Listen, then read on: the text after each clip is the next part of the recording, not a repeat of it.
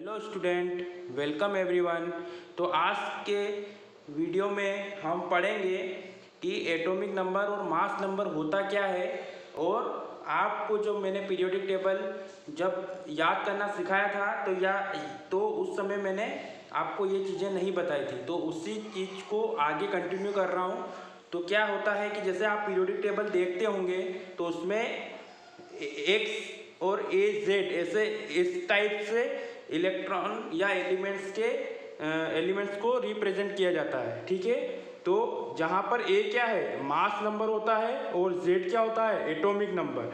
ठीक है, जैसे एग्जांपल के लिए मान लो सोडियम है, तो सोडियम को पीरियोडिक टेबल में कैसे लिखा जाता है, 1123। तो आपको समझ में नहीं आ रहा होगा कि ये 1123 होता क्या है। तो जो 11 होता है वो उसका एटॉमिक नंबर होता है, और जो 23 होता है वो उसका मास नंबर होता है। ठीक है, तो जो जो उस एलिमेंट्स को रिप्रेजेंट करने का एक तरीका है। मतलब ए और जेड क्या है, मास नंबर, और जेड मतलब एटॉमिक नंबर। ठीक है, तो इससे कंफ्यूजन नहीं होना है। और इस लेक्चर में मैं आपको बताऊंगा कि जो एटॉमिक नंबर कैसे निकालते हैं। तो एटॉमिक नंबर से कैसे निकालते हैं प्रोटॉन और इलेक्ट्रॉन और न्यूट्रॉन की नंबर। ठीक है, तो जैसा कि आपको पता है, जब मैंने आपको क्वांटम नंबर पढ़ाया था तब मैंने आपको बताया था कि जो एन होता है वो क्या होता है, सेल होता है।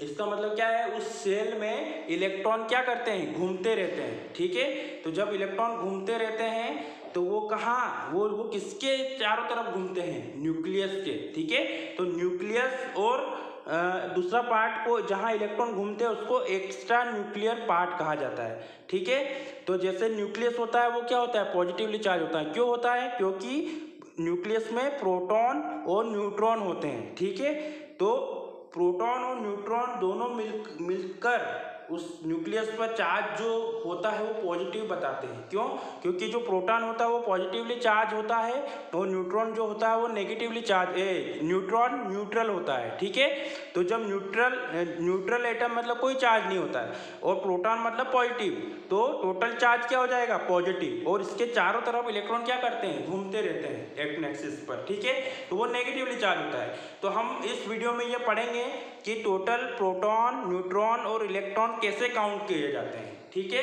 तो उसके लिए ये 3 फॉर्मूले मैंने आपको यहाँ पर लिखे हुए हैं, तो मैं बता रहा हूँ, आप देखें। ठीक है, तो जैसे एटॉमिक नंबर क्या होता है, जो total number of proton present in nucleus, जितने न्यूक्लियस में प्रोटॉन प्रेजेंट है वो एटॉमिक नंबर होता है, या फिर टोटल नंबर ऑफ इलेक्ट्रॉन जो प्रेजेंट है वो उसका इलेक्ट्रॉनिक नंबर होता है। ठीक है,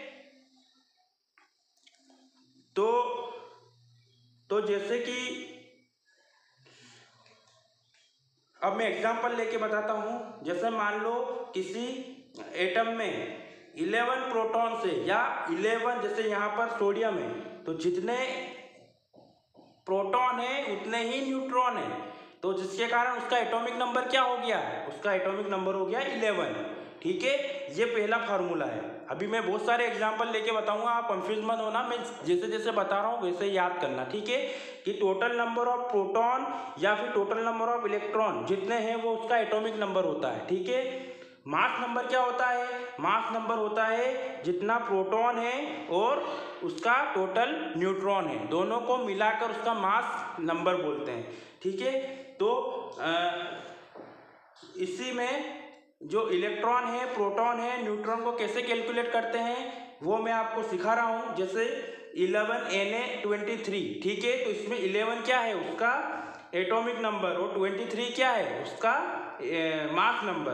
तो अपन इलेक्ट्रॉन और प्रोटॉन दोनों को मिलाकर क्या बोलते हैं, उसका एटॉमिक नंबर। तो जैसे कि यहाँ 11 है तो इसमें इलेक्ट्रॉन और प्रोटॉन कितने हो गए, जितने इलेक्ट्रॉन हैं उतने ही प्रोटॉन हैं, और वही उसका एटॉमिक नंबर है। ठीक है, तो जैसे यहाँ पर 11 एटॉमिक नंबर है तो उसमें इलेक्ट्रॉन कितने हो गए, 11, और प्रोटॉन कितने हो गए, 11। ठीक है, समझ में आ गया। बिल्कुल सिंपल सा है कि जितने इलेक्ट्रॉन होते हैं उतने ही प्रोटॉन होते हैं, और उतने ही उसका एटॉमिक नंबर होता है। ठीक है, ये बेसिक चीज है। और न्यूट्रॉन कैसे निकालेंगे, कि न्यूट्रॉन सिंपल सा बात है कि उसका मास नंबर में से प्रोटॉन को माइनस कर दो तो उसका न्यूट्रॉन मिल जाएंगे। जैसे कि मास नंबर इसका कितना है 23, ठीक है, और प्रोटॉन कितने निकले 11, तो 23 में से 11 माइनस गए तो बचे कितने, न्यूट्रॉन कितने हो जाएंगे, उसका मास नंबर क्या है 23 और उसके इलेक्ट्रॉन कितने हैं 11, तो उसके न्यूट्रॉन कितने हो जाएंगे। तो सोडियम के लिए जो इलेक्ट्रॉन है वो 11 हो जाएंगे, प्रोटॉन कितने हो जाएंगे 11 हो जाएंगे और न्यूट्रॉन कितने हो जाएंगे 12, ठीक है। ये सिंपल सा एक एग्जांपल लिया, अभी 2-4 एग्जांपल और लेके आपको पूरा क्लियर समझा देता हूँ। जैसे कि मैं 3 एग्जांपल ले रहा हूँ, यहाँ पर क्लोरीन 1735, ये नहीं है, ये 1735, ठीक है। तो 3 एग्जाम्पल है, क्लोरीन 1735, ब्रोमीन 3580 और यूरेनियम 92-238। बिल्कुल सिंपल सा है कि इलेक्ट्रॉन और प्रोटॉन कैसे निकालेंगे, जो एटॉमिक नंबर है वही उसके इलेक्ट्रॉन और प्रोटॉन होंगे। तो उससे क्या पता चला कि इसमें इलेक्ट्रॉन प्रोटॉन कितने हैं 17, ठीक है। तो 17 नंबर ऑफ इलेक्ट्रॉन्स हो गए, 17 नंबर ऑफ प्रोटॉन्स हो गए, ठीक है। अब न्यूट्रॉन कितने हो गए, न्यूट्रॉन कितने हो गए, प्रोटॉन कितने आ गए अपने पास 17 आ गए, मास नंबर दिया है 35, तो न्यूट्रॉन कितने हो जाएगा, तो 35 में 17 करेंगे तो 18। सिंपल सा है, ठीक है, कोई कंफ्यूजन होने की जरूरत नहीं है, सिंपल सा लेना है। ब्रोमीन, ठीक है, तो ब्रोमीन में उसमें 35 नंबर है, तो 35 है तो इसका मतलब उसमें इलेक्ट्रॉन कितने हो गए 35, प्रोटॉन कितने हो गए 35, ठीक है। तो न्यूट्रॉन कितने हो जाएंगे, जो उसका मास नंबर है 80 माइनस इलेक्ट्रॉन, प्रोटॉन को माइनस करेंगे प्रोटॉन को, तो कितना आ जाएंगे न्यूट्रॉन 45, ठीक है। न्यूट्रॉन कितने आ जाएंगे 45, ठीक है। सिंपल सी चीजें हैं, आपको कंफ्यूजन नहीं होना है। इस यूरेनियम में भी इलेक्ट्रॉन कितने हो गए 92, प्रोटॉन कितने हो गए 92 और न्यूट्रॉन कितने हो जाएंगे 238 में से 92 माइनस करेंगे तो कितने आ जाएंगे 146। बिल्कुल इजी चीज है, आपको कंफ्यूज होना ही नहीं है, ठीक है। जो इलेक्ट्रॉन जो एटॉमिक नंबर होता है वही इलेक्ट्रॉन होता है, वही प्रोटॉन होता है, ठीक है। और जो मास नंबर में से प्रोटॉन को माइनस कर देते तो न्यूट्रॉन निकल जाता है। तो बहुत इजी क्वेश्चन से ऐसे ही आएंगे। तो जो अभी मैंने पढ़ाया है उससे रिलेटेड आप क्वेश्चन सारे देखना, एनसीईआरटी में बहुत इजी वे में आप कर लेंगे कि इलेक्ट्रॉन कैसे निकालते हैं, न्यूट्रॉन कैसे निकालते हैं और प्रोटॉन कैसे निकालते हैं, ठीक है। तो उसी पर बेस ये 4 टर्मिनोलॉजी और बता रहा हूँ जो कि कॉमनली यूज टर्मिनोलॉजीज हैं, उन्हीं चीज़ों से यूज्ड है। जैसे isotopes, isobar, isotones and iso electronic species, ठीक है। तो आइसोटॉप्स किसको बोलते हैं, जहाँ पर एटॉमिक नंबर तो क्या हो सेम हो पर उसका मास नंबर क्या हो डिफरेंट हो। जैसे हाइड्रोजन, या हाइड्रोजन के 3 आइसोटॉप्स होते हैं। या आप जब हाइड्रोजन के बारे में, परिवार के बारे में पढ़ेंगे तब वहाँ बहुत इजीली आपको याद हो जाएंगे कि इसके 3 आइसोटॉप्स है, पर उसका मीनिंग क्या होता है कि जहाँ एटॉमिक नंबर क्या हो सेम हो पर उसका मास नंबर क्या हो डिफरेंट हो, ठीक है। जैसे 1, 2, 3 है पर उसका एटॉमिक नंबर क्या है 1 है। तो बहुत सिंपल स्पीसीज है कि जहाँ पर एटॉमिक नंबर सेम हो और मास नंबर डिफरेंट हो उसको बोलते हैं आइसोटॉप्स, ठीक है। सेकेंड टर्म है आइसोबार। आइसोबार किसको बोलते हैं, आइसोबार उसको बोलते हैं, आइसोबार जहाँ पर उसके एटॉमिक नंबर डिफरेंट हो पर उसका एटॉमिक मास जो है या मास नंबर जो है वो सेम हो। जैसे आर्गन का 14, जो पोटेशियम का है 40 और जो कैल्शियम है उसका 40। तो यहाँ पर क्या हो रहा है, मास नंबर सेम हो रहा है और उसका एटॉमिक नंबर क्या हो रहा है, डिफरेंट हो रहा है। तो इसका मतलब ये है, उसको क्या बोलते हैं, इन तीनों को क्या बोलेंगे, ये क्या है, ये आइसोबार है।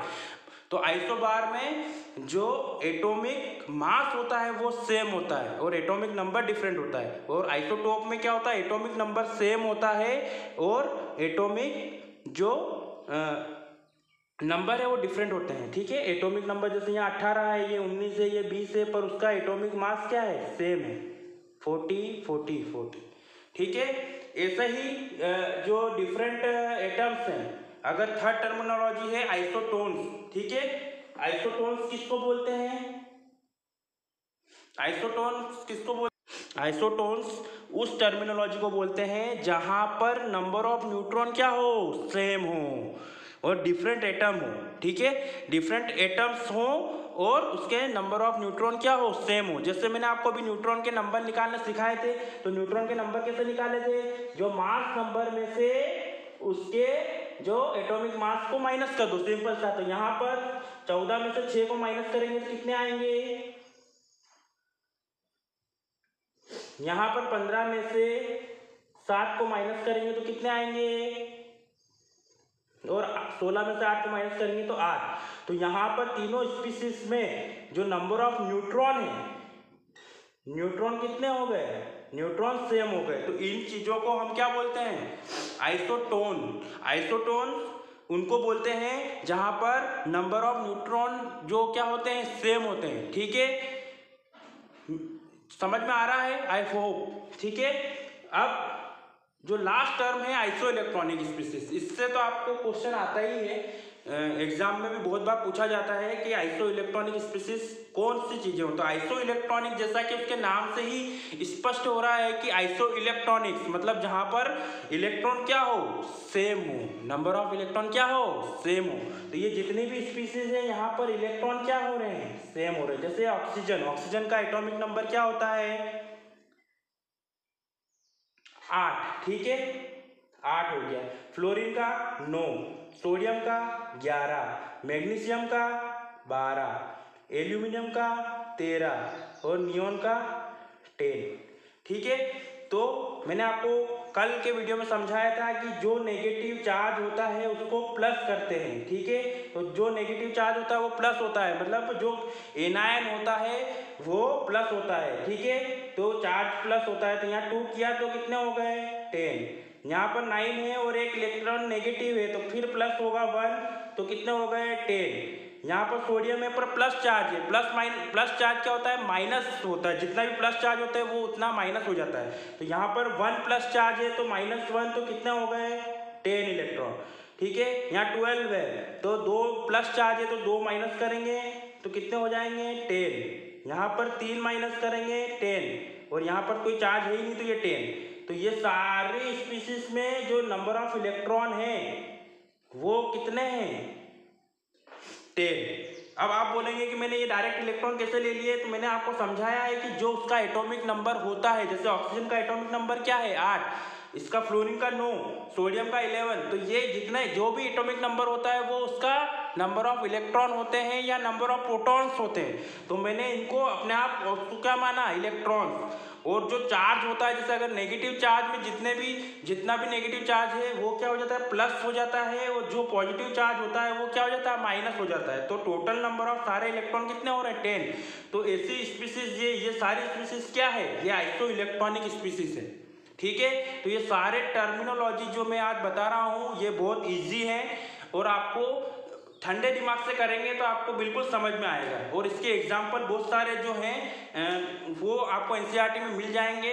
और अगर आपको कोई भी डाउट है वो आप मेरे कमेंट बॉक्स में कमेंट कर सकते हैं और ये सब चीज़ें आपको समझ में आनी चाहिए। ठीक है, तो ये जितने भी आज मैंने टर्मिनोलॉजी समझाई है आपको समझ में आई होगी कि नंबर ऑफ इलेक्ट्रॉन कैसे कैलकुलेट करते हैं, प्रोटॉन के कैसे कैलकुलेट करते हैं, न्यूट्रॉन कैसे कैलकुलेट करते हैं, और फिर बाद में ये जो 4 स्पीसीज बताइए, आइसोटोप, आइसोबार, आइसोटोन और आइसो इलेक्ट्रॉनिक स्पीसीज, ये समझ में आई होगी।